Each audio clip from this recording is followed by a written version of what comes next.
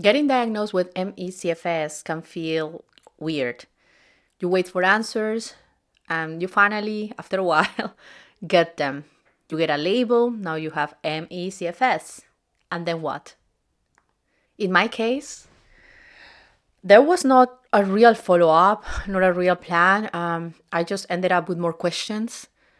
And yeah, I got diagnosed in January 2025. And to be honest, the days after that, I felt even more overwhelmed than before. So in this video, I am sharing the first things I did or I wish I have done right after the diagnosis. I'm not a doctor, not a coach, nothing like that. Just someone living with the condition and trying to figure it out how to move forward. My name is Amy Amaya, and I welcome you to my channel. Welcome to my Crónicas. Now, the first thing, just stop for a second. You have probably spent months, or like in my case, even years, trying to get someone to take you seriously. And now you have got the diagnosis.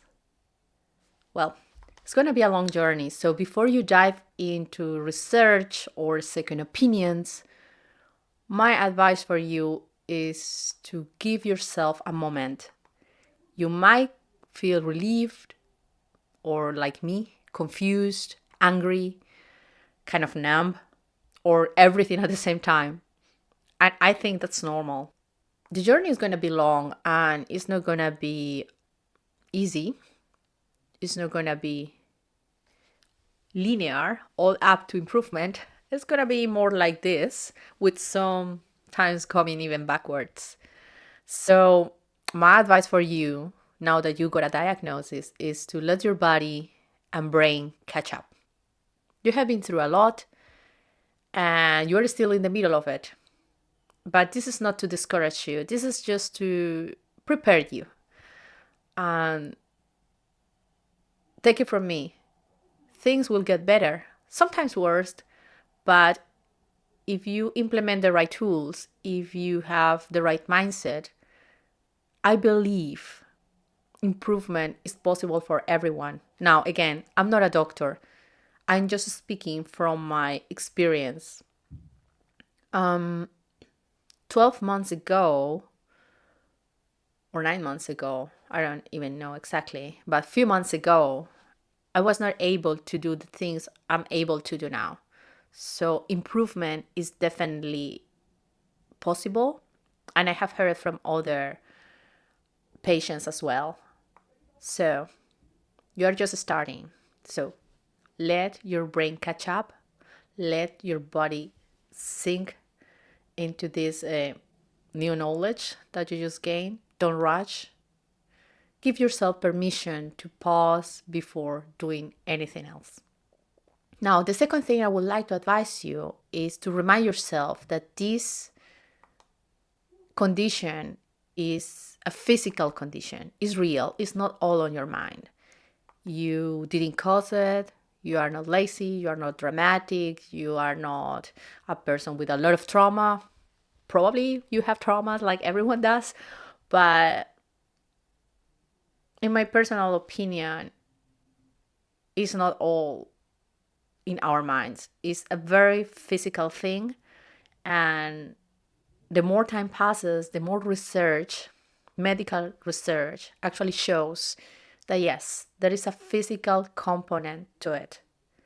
So even if people around you don't get it, you don't have to carry their doubt. You know what I mean? MECFS is recognized by major health organizations around the world. It's complex.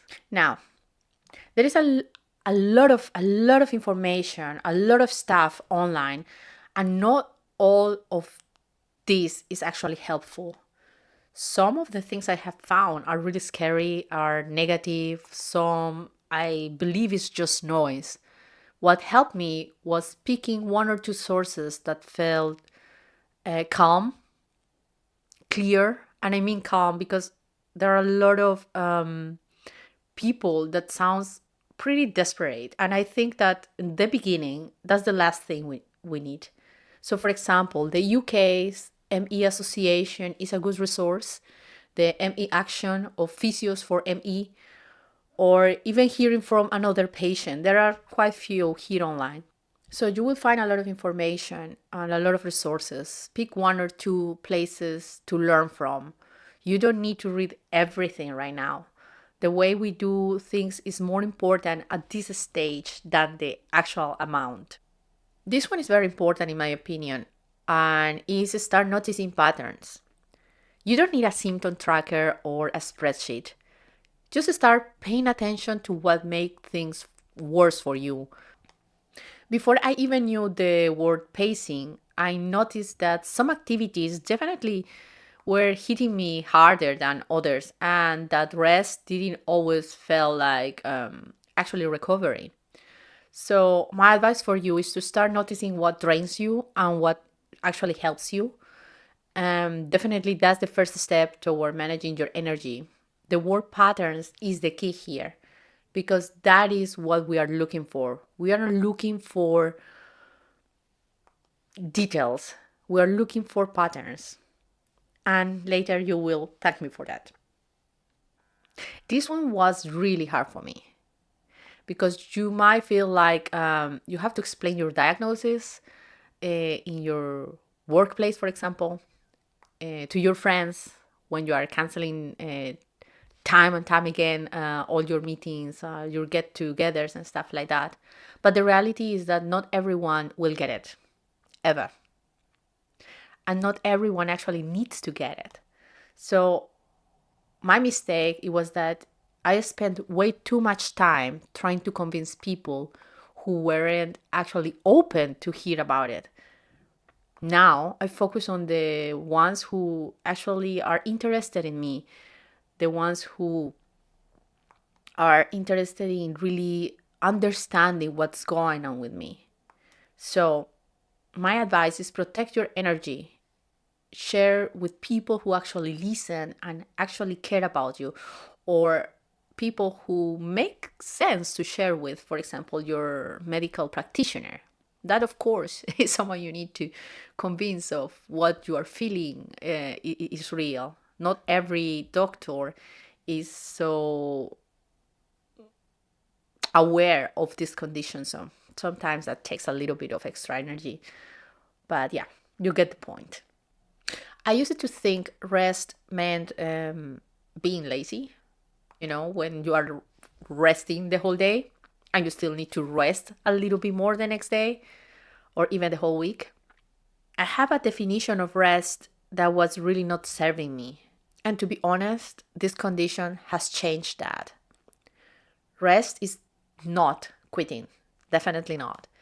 It's actually part of the strategy now for me to actually survive and sometimes even thrive. And I don't mean a quick nap, I mean real rest. No screens, no multitasking, just quiet.